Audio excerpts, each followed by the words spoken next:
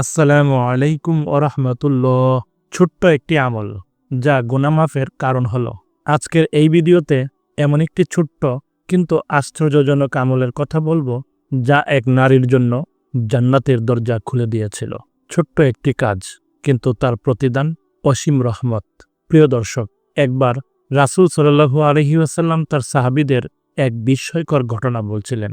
তিনি বলেন, একবার এক পাপী নারী একটি কুয়ার পাশে ছিল। সেই সময় সে দেখতে পেল একটি কুকুরকে, যেটি তৃষ্ণায় কাঁপছে এবং মাটি ছেটে খাওয়ার চেষ্টা করছে। তারপর কি করলেন সেই নারী নিজের জুতা খুলে তার কাপড়ের অংশ দিয়ে জুতা বেঁধে কুয়া থেকে পানি তুলল। নিজের পানির প্রয়োজন ছিল, তবুও সে প্রথমে সেই কুকুরকে পানি পান করালো।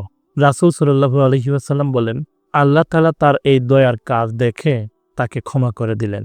এমনকি এই পাপী নারী, যার জীবনে অনেক ভুল ছিল, শুধুমাত্র একটা পশুর প্রতি দয়ার কারণে সে জান্নাত লাভ করল। এই হাদিসটি সহিহ বুখারী ও মুসলিমের রেওয়ায়েতে পাওয়া যায়। আমরা শিখি, শুধুমাত্র নামাজ রোজা নয়, মানবতা, দয়া, করুণা এসবও ইসলামের গুরুত্বপূর্ণ অংশ। ছোট্ট একটি আমল, কিন্তু তা যদি হয় মহান আল্লাহ তাআলার সন্তুষ্টির জন্য, তবে সেটি হতে পারে গুনাহ মাফের মাধ্যম। প্রিয় দিনী ভাই ও বোনেরা, আসুন চেষ্টা করি আমরা যেন প্রতিদিন অন্তত একটি ভালো কাজ করি। হয়তো আপনার একটি মাত্র দয়া, হাসি, সাহায্য বা দোয়া আপনাকে জান্নাতের পথ দেখাবে। আজ এ পর্যন্তই। ভিডিওটি ভালো লাগলে একটি লাইক দিন, বন্ধুদের সঙ্গে শেয়ার করুন।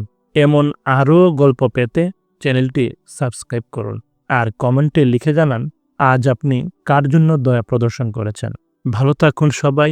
মহান আল্লাহ তাআলা সবাইকে ভালো রাখুন।